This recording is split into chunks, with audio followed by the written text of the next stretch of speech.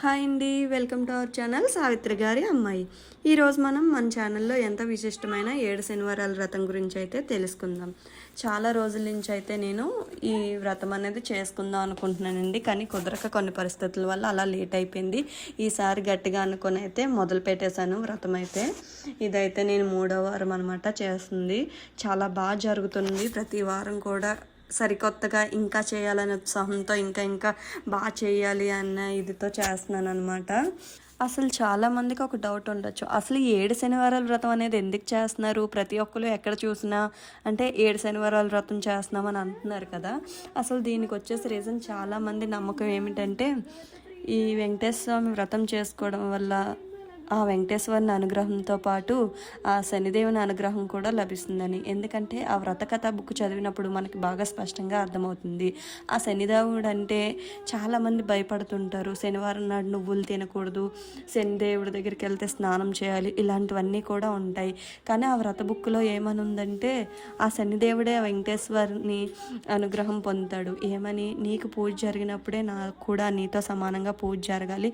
ఎందుకంటే నన్ను ప్రతి ఒక్కరు అంటే భయపడుతున్నారు, నన్ను చూసి నాకు దండం పెట్టుకోవాలన్నా భయపడుతున్నారు, శనివారం వస్తే అంటే శనేశ్వరుడు అని భయపడుతున్నారు.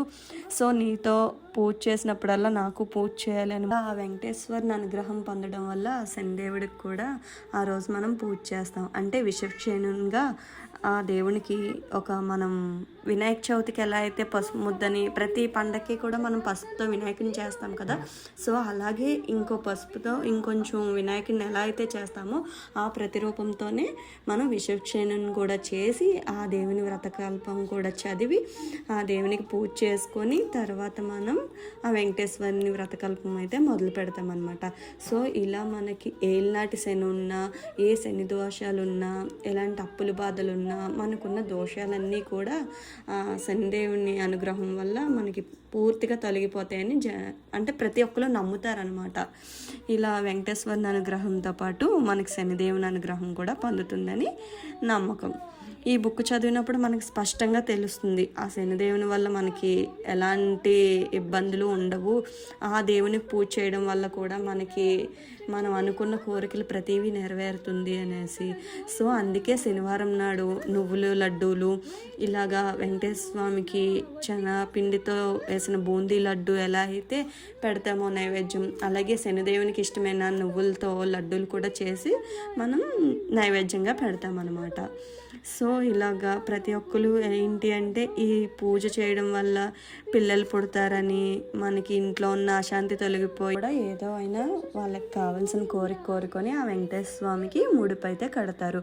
చాలామంది ఆ ముడుపుల్లోని అంటే ఒక 21 రూపీస్ కానీ, 16 రూపీస్ కానీ, 11 రూపీస్ కానీ, 108 రూపీస్ కానీ పెట్టి బియ్యం, అక్షింతలు, కుంకుమ, ఇంకా యాలకులు ఇలాంటివన్నీ కూడా పెట్టి ఆ దేవునికి మొక్కుకొని ముడుపు అయితే కడతారనమాట.